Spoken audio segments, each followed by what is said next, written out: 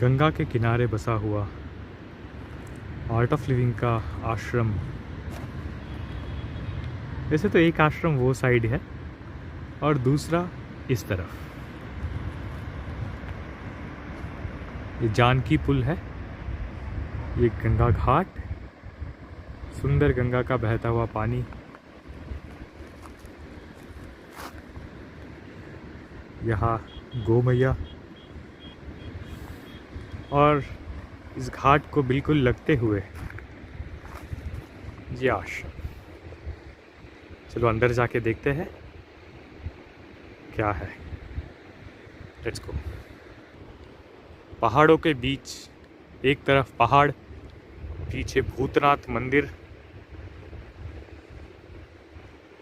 और एक तरफ गंगा मैया और उसके बीच में ये आश्रम। नया बना हुआ जानकी पुल जैसे ही यहाँ पे ख़त्म होता है, यहीं पे लग के है ये आश्रम। अंदर चल के देखते हैं।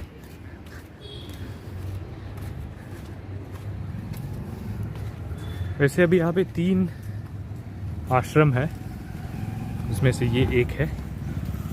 विजयानंद सरस्वती जी इसके मठाधीश है। अभी अंदर आते से ही इस तरह से कई सारे रूम्स हैं। इसके 2 फ्लोर्स है।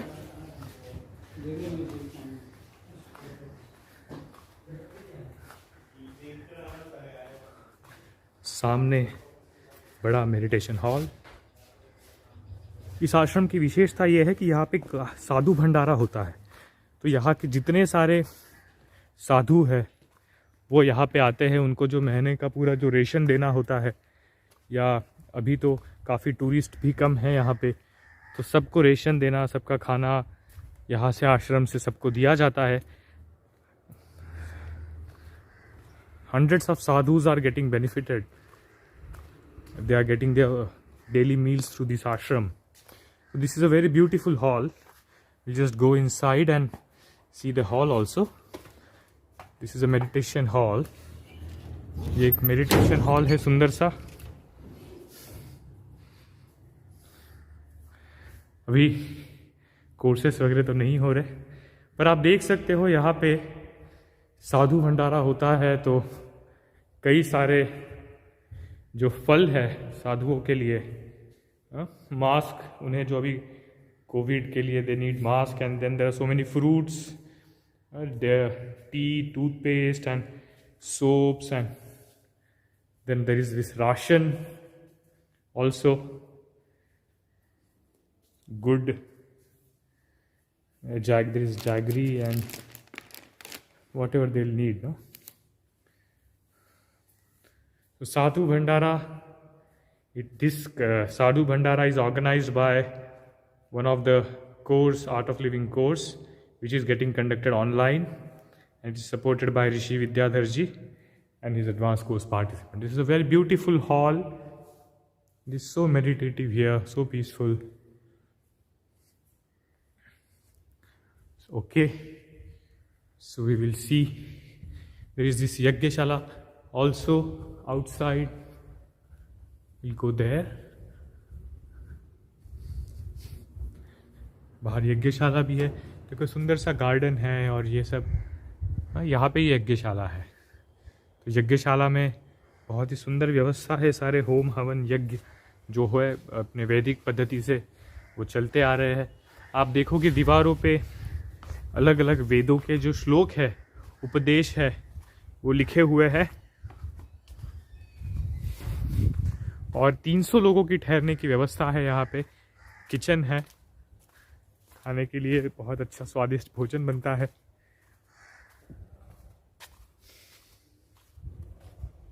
यज्ञशाला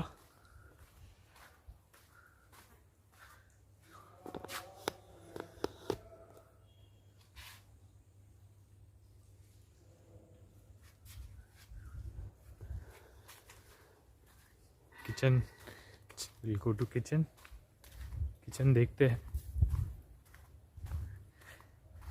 The view from the terrace is very beautiful. I'll show you that. ऊपर टेरेस से बहुत सुंदर व्यू है गंगा जी का। हम जहाँ से आए वो भी हम देखेंगे कुछ समय में। ये पूरी रहने की व्यवस्था है यहाँ पे।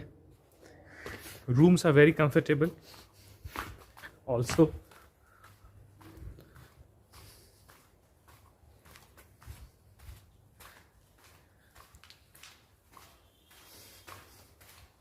वृद्ध पतंग गजमीज अली एक एक करनाश 5 विषयरत पुरुष जो कहनी पुनी कया तासु। तो इस तरह से अलग अलग सब चीज़ें लिखी हुई है यहाँ पे। अगेन आप देख सकते हो room corridor of our Rishikesh आश्रम।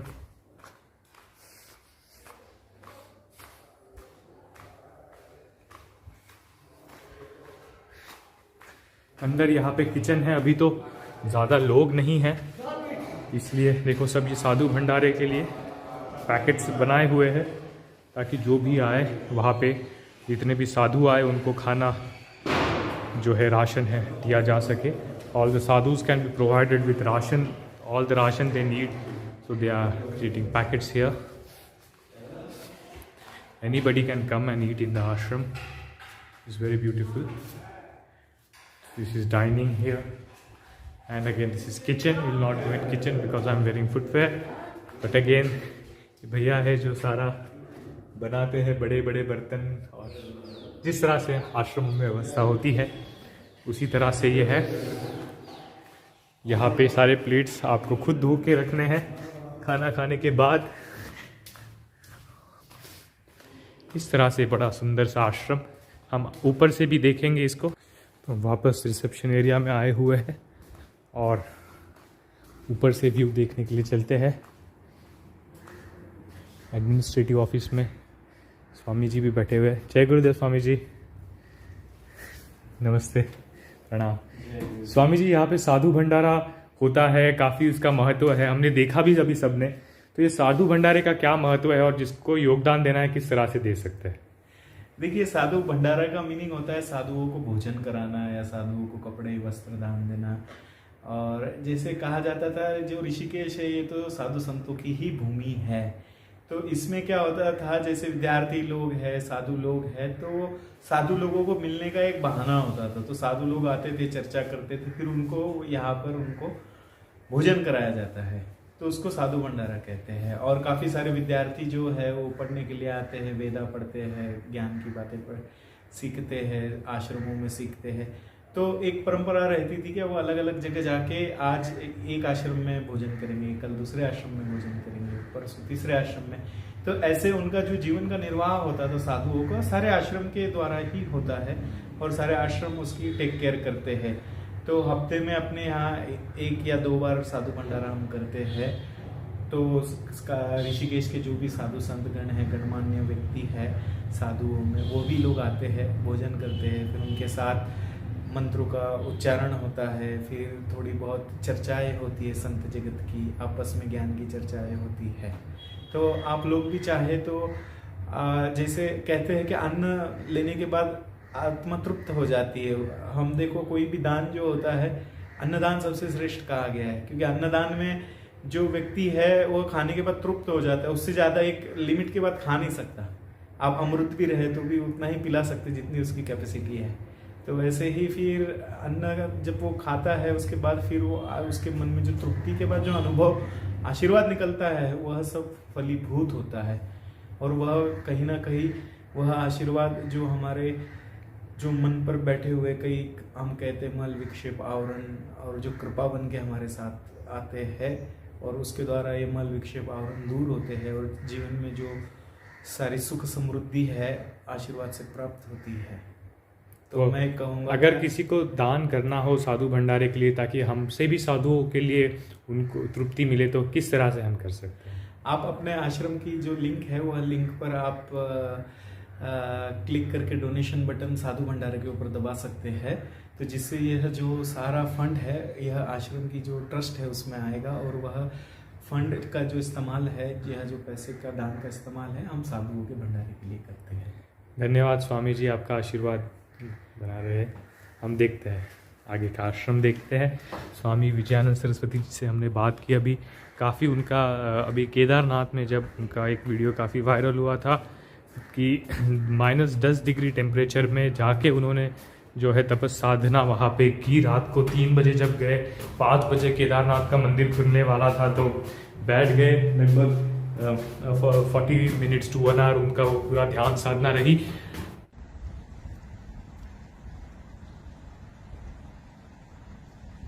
तो यहाँ से आप देख सकते हो आश्रम का ये व्यू है। बाहर बैठने की भी व्यवस्था है, आपको ध्यान करना हो रूम में गंगा जी को देखने के लिए तो वो भी यहाँ पे बहुत ही सुंदर व्यवस्था है। और आपके काम भी ना रुके इसलिए वाईफाई वगैरह का भी व्यवस्था यहाँ पे सब कुछ है। मॉडर्न टेक्नोलॉजीज के साथ बनाया हुआ काफ़ी कंफर्टेबल ये आश्रम है। और इसके टेरेस से जो अभी तो गंगा जी का पानी थोड़ा कम है, पर यहाँ से आप देख सकते हो कितना सुंदर ये सब पूरा नज़ारा है। यहाँ पे बैठो, अपनी साधना करो, जो भी आपको सुबह सुबह यहाँ बैठ के साधना करनी है। एक तरफ ऋषिकेश के पहाड़ और भूतनाथ मंदिर सुंदर सा पहाड़ों में जो है, और दूसरी तरफ बहती हुई गंगा मैया।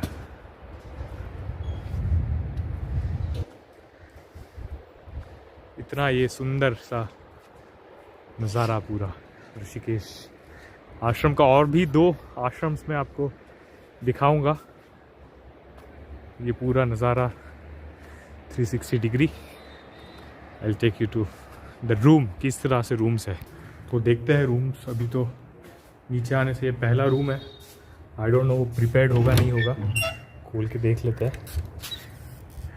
हाँ, सो इस तरह से रूम्स है, काफ़ी स्पेशियस है, आराम से बैठने की भी जगह है, लोग रह सकते हैं। तो ये बाहर एक कमरा है, यहाँ पे जो पैंट्री या किचन कह सकते हैं उस तरह से ये सारे रूम्स यहाँ पे है। फुल साइज मिरर है, so I will be careful.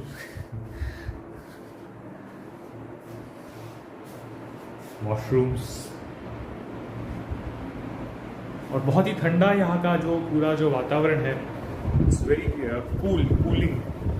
तो बड़ी सुंदर और कंफर्टेबल रूम्स भी यहाँ पे है, व्यवस्था की गई है। और अगर गर्मियों में अगर आपको एयर कंडीशन की आदत है तो वहाँ यहाँ पे वो सब भी है। बड़ा सुंदर सा ये पूरा arrangement, enough comfortable arrangement. And just Ganga ji सामने। आश्रम में साधु भंडारा है, तो कई सारे महात्मा जो है वो यहाँ पे आ रहे हैं अभी। तो साधु भंडारे का महत्व यही है, सारे जो महात्मा लोग हैं, जो सारे साधुगण हैं, साथ में आते हैं, ज्ञान चर्चा करते हैं और एक दूसरे से ज्ञान एक शेयर करते हैं, साथ में बैठते हैं। वो आज अपने ऋषिकेश आश्रम में जो है साधु भंडारा हो रहा है। आप भी कंट्रीब्यूट कर सकते हो साधु भंडारे के लिए। तो नहीं, उनकी काम चल रहा है ना, उनके कुटिया के काम चल रहा है ना। अच्छा, सबसे मिलना, सारे साधुओं से मिलना, सबकी खुशहाली पूछना। तो राशन दिया जाएगा अभी तो सारे साधुओं को।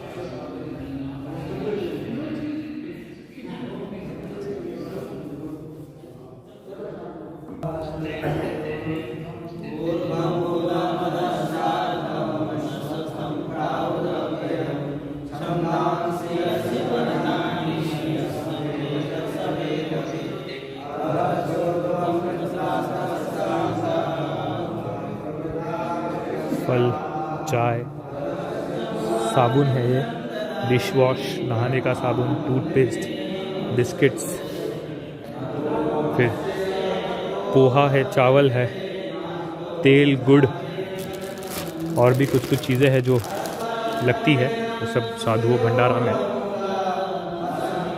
सबके साथ बांटी जाती है।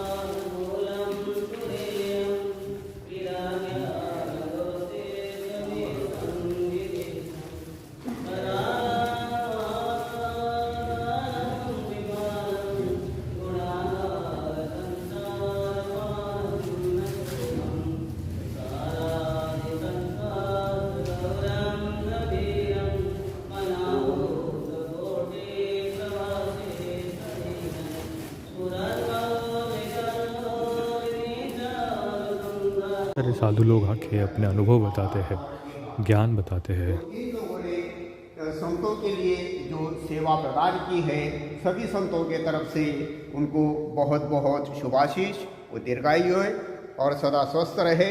हरिओम तत्सत, हरिओम तत्सत। तो जो एक मनुष्य जीवन में एक संकल्पना है कि जिससे हम देखो अपनी गृहस्थी चल रही है, साथ साथ ध्यान कर रहे हैं, यज्ञ कर रहे हैं और दान दे रहे हैं, तो जीवन कहा जाता है संपूर्ण हो जाता है। और साथ में गुरुदेव का आशीर्वाद है ही हमारे साथ।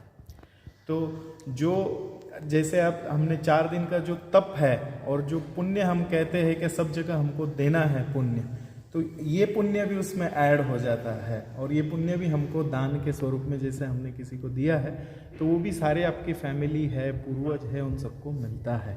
आज कहा गया है 14 है यह कार्तिक पूर्णिमा की, और यह बहुत बड़ा उत्सव मनाया जाता है तमिलनाडु में। तो आप सभी भक्तजनों को जिन्होंने यह सब ऑर्गेनाइज कराया, सारे भक्तों को और ऋषि जी को, सारे साधु संतों की तरफ से बहुत बहुत आशीर्वाद।